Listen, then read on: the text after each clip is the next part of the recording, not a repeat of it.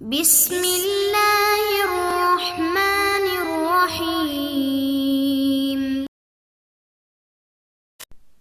السلام علیکم ورحمۃ اللہ وبرکاتہ۔ عزیز طلبہ، امید ہے کہ آپ تمام احباب خیر و عافیت سے ہوں گے۔ آج سبق نمبر 233 میں ہم کتاب الحظر والاباحہ اس کو ہم شروع کرتے ہیں۔ حظر کہتے ہیں روکنے کو، منع کرنے کو، اور اباحہ کہتے ہیں اجازت دینے کو، مباح قرار دینے کو۔ تو قدوری کے آخر میں چند چیزیں آپ کے سامنے ذکر کی جا رہی ہیں کہ جو شریعت میں ممنوع ہیں، ان کا کرنا یہ ناجائز قرار دیا گیا ہے، اور چند ایسی چیزوں کا ذکر کیا جائے گا کہ جن کے کرنے کی گنجائش دی گئی ہے۔ بعض نے اس کتاب کا نام اس عنوان کے ساتھ رکھا ہے کتاب الکراہیہ، جیسے کہ ہدایہ میں ہے، تو چونکہ اس میں مکروہات کا بیان بھی ہے، بہت ساری چیزیں جو شریعت میں ناپسندیدہ ہیں ان کا ذکر بھی ہے، تو چونکہ ان کو ذکر کرنا ضروری ہے، تو اس لیے اسی نام سے ہی پورے کتاب کا نام بھی رکھ دیا کتاب الکراہیہ۔ اور اسی طریقے سے اور بھی بہت سارے نام اس میں رکھے گئے ہیں۔ بعض نے اس کو یعنی مکروہات کا نام بھی دیا ہے، اور بعض نے اس کو کتاب الاستحسان کا نام بھی دیا ہے، یعنی شریعت کے نزدیک کون سے کام اچھے ہیں اور کون سے کام برے ہیں وہ اس میں ذکر کیے جاتے ہیں۔ تو شروع کرتے ہیں۔ آج ہم سب سے پہلے شروع کریں گے ریشم اور سونا چاندی جو ہے دنیا کے اندر یہ انسان کو پہننے کی اجازت ہے یا نہیں ہے۔ تو چونکہ ریشم اور سونا چاندی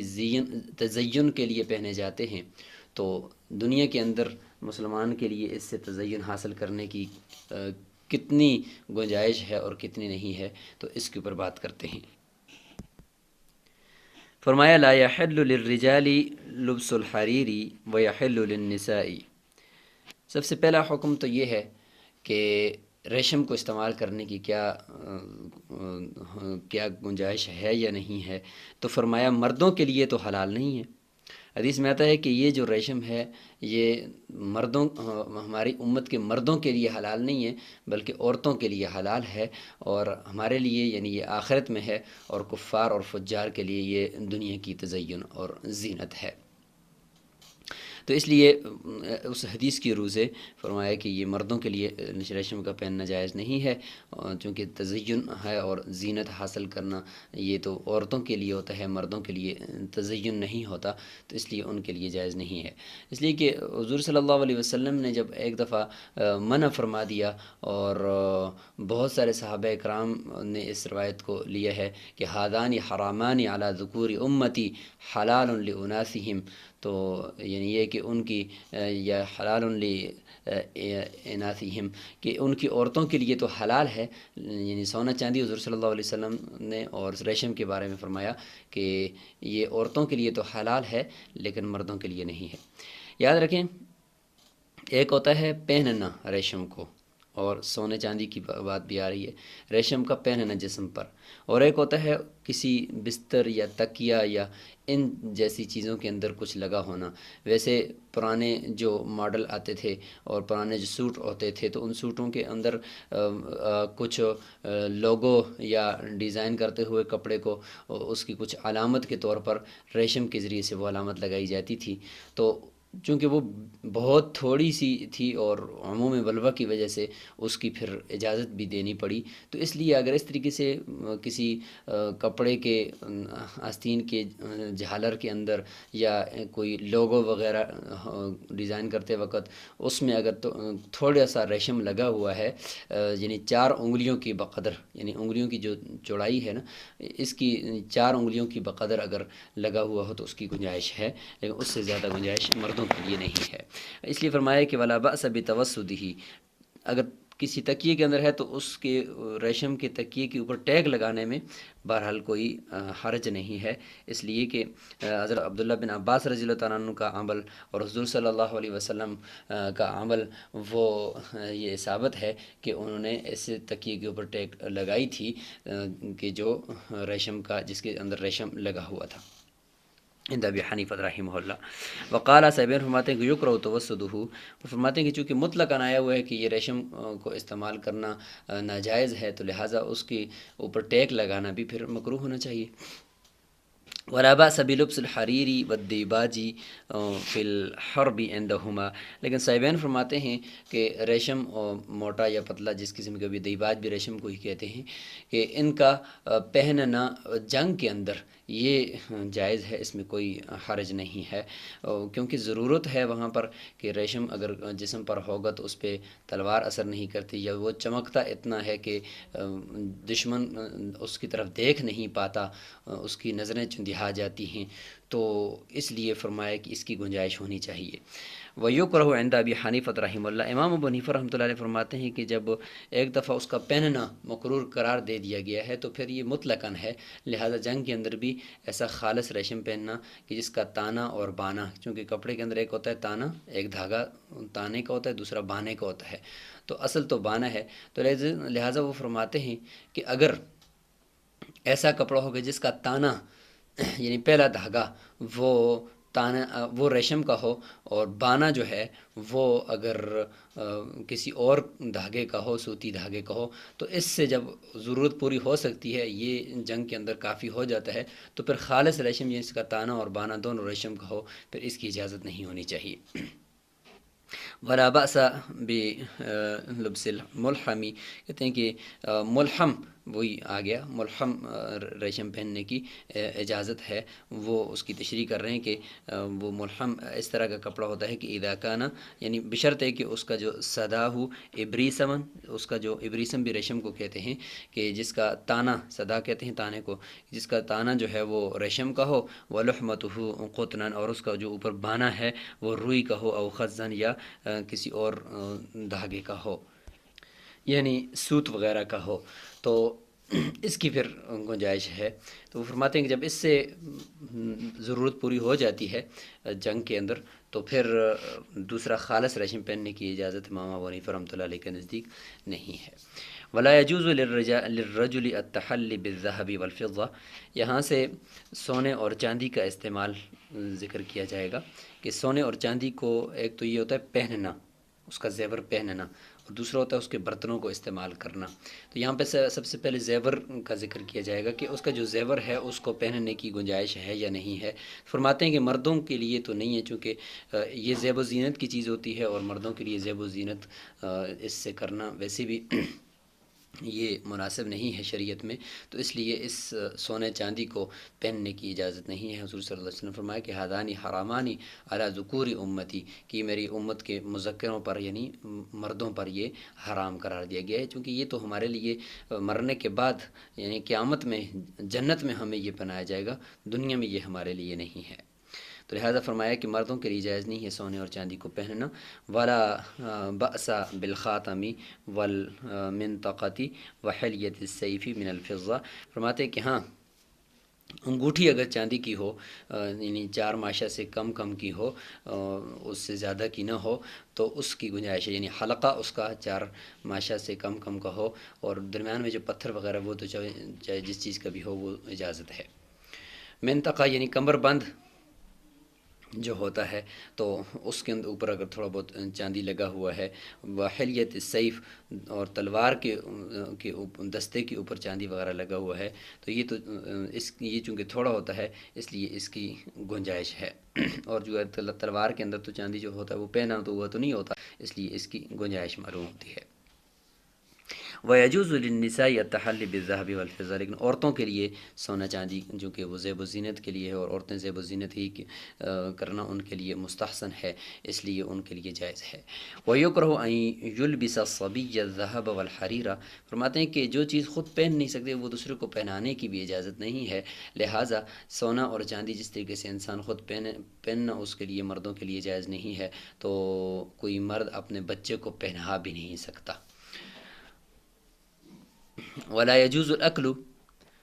اب آگے برتنوں کا ذکر، سونے چاندی کے برتن، تو فرماتے کہ جائز نہیں ہے برتنوں کا، چونکہ پہننے کے اندر تو عورتوں کے لیے پہننے کی گنجائش تھی اور مردوں کے لیے نہیں تھی، لیکن برتن جو سونے چاندی کے ہیں، چونکہ یہ کفار کی جو ہے وہ برتن ہوتے ہیں، مسلمانوں کے لیے اس طرح کی برتنوں میں چونکہ تکبر ہوتا ہے اور شان و شوکت کا اظہار کرنا ہے دنیا میں، اور دنیا کو اپنا مقصد اصلی سمجھنا، یہ چیزیں اس سے پھوٹتی ہیں، اس لیے اس کی گنجائش نہیں ہے، نہ مردوں کے لیے نہ عورتوں کے لیے، یعنی برتن تو کسی کے لیے بھی استعمال کرنا جائز نہیں ہے۔ وشرب، اس طریقے سے پینا، والدہان، اور تیل کا کوئی برتن ہے اس سے تیل استعمال کرنا سونے چاندی کا برتن ہے، والتطیب، اور اس طرح خوشبو کا برتن، فی آنیت الذہبی والفضتی، سونے اور چاندی کے برتنوں کے اندر اس طرح کا نہ تیل لگانا، نہ خوشبو لگانا، نہ کھانا پینا جائز ہے، کسی کے لیے بھی جائز نہیں ہے، للرجالی والنسائی، نہ مردوں کے لیے اور نہ ہی عورتوں کے لیے۔ ولا باس باستعمال آنیت الزجاجی والرصاص والبلوری والعقیقی، یہ کچھ قیمتی پتھر ہیں اور کچھ شیشے ہیں، تو کہتے ہیں ان کے برتن آپ استعمال کر سکتے ہیں، زجاج بھی شیشے کو کہتے ہیں، رصاص پیتل وغیرہ، بلور بھی ایک قیمتی شیشہ ہوتا ہے، اور عقیق بھی اسی طریقے سے قیمتی پتھر ہیں، تو ان کے بنے ہوئے برتنوں کو استعمال کر سکتے ہیں، ان میں کوئی ممانعت نہیں ہے۔ ويجوز الشرب في الإناء المفضض عند أبي حنيفة رحمه الله، والركوب على السرج المفضض والجلوس على السرير المفضض، کہتے ہیں کہ ایسا کوئی کپڑا ہے یا ایسا برتن ہے کہ اس کے ساتھ کوئی چاندی وغیرہ کی پتری جوڑی ہوئی ہے یا چاندی وغیرہ کے دھاگا اس کے اوپر لگا ہوا ہے، تو اس کے اندر اگر آپ استعمال کرتے ہیں اس کو تو پھر وہ ٹھیک ہے، جیسے کہ پانی پینا، انائے مفضض یعنی وہ برتن جس کے اوپر چاندی کا پانی چڑھا ہوا ہے یا چاندی کی پتری وغیرہ اس کے اوپر چڑھی ہوئی ہے، تو چونکہ وہ مکمل خالص چاندی نہیں ہے اس لیے اس کو استعمال کرنے کی اجازت ہے۔ اور اس طریقے سے زین ہے جس کے اوپر بیٹھ کر جانور پہ سواری کرتے ہیں، تو اس زین کے اندر اگر چاندی وغیرہ کی کوئی پتری لگی ہوئی ہے یا دھاگا لگا ہوا ہے تو وہ چونکہ خالص چاندی نہیں ہے تو اس پہ بیٹھ سکتے ہیں۔ اسی طریقے سے کوئی چٹائی ہے سریر، اس کے اوپر چاندی وغیرہ کے دھاگوں کے سے نقش و نگار کیا ہوا ہے تو اس کی بھی اجازت ہے۔ امام صاحب فرماتے ہیں کہ جہاں پہ چاندی لگا ہوا اس جگہ سے اپنا منہ نہ لگائے برتن میں، اور ایک روایت میں یہ بھی ہے کہ اپنے ہاتھ کو بھی بچائے، جہاں پہ برتن میں چاندی ہے وہاں سے اپنے ہاتھ کو بھی بچائے، اور زین کے اوپر جہاں پہ چاندی لگا وہاں پہ بیٹھنے سے اپنے آپ کو تھوڑا سا دور رکھ کر بیٹھے۔ اسی طریقے سے چٹائی کے اوپر بھی جہاں پر چاندی کی نقش و نگار ہے وہاں نہ بیٹھے بلکہ اس کے سائڈ پہ بیٹھے، تو یعنی ان چیزوں اس چاندی سے بچے، بہرحال استعمال اس کو نہ کرے، تو اس کی اجازت ہے۔ وَيُكْرَهُ التَّعْشِيرُ فِي الْمُصْحَفِ وَالنُّقَطِ، یہاں پہ کچھ متفرق بھی چیزیں یہاں پہ ساتھ ساتھ رکھیں گے، وہ ان میں سے ایک یہ ہے کہ قرآن مجید کے اندر جو علامات ترقیم ہیں اور والنقط اور نقطے ہیں، یعنی اعراب وغیرہ بھی ہو سکتے ہیں تعشیر میں، اور ہر 10 آیت کے بعد خاص علامت ہوتی ہے، وہ بھی مراد ہے کہ یہ مکروہ ہے، تو یہ قدیم زمانے کی بات ہے کہ اس میں نقطے اور اعراب اور علامات کے بغیر چونکہ سارے عرب تھے تو وہ قرآن کو سمجھتے تھے، تو اس لیے مکروہ قرار دیا گیا۔ حضرت عبداللہ بن عباس رضی اللہ عنہ اور اس طریقے سے اس وقت کے بڑے بڑے صحابہ کرام، قراء صحابہ کرام جو تھے وہ اس چیز کو مکروہ سمجھتے تھے، لیکن جب بعد میں عجمیوں کے اندر قرآن آیا تو ظاہر ہے کہ عجمی لوگوں نقطوں کے بغیر، اعرابوں کے بغیر، علاماتوں کے بغیر تو وہ قرآن نہیں سمجھ سکتے تھے، اس لیے پھر جب اس کے وہ نقطے لگائے تو یہ پھر امر مستحسن قرار دے دیا گیا، نہ کہ اس کو پھر مکروہ قرار دیا گیا، کیونکہ اب تو ضرورت تھی۔ ولا بأس بتحلیۃ المصحف ونقش المسجد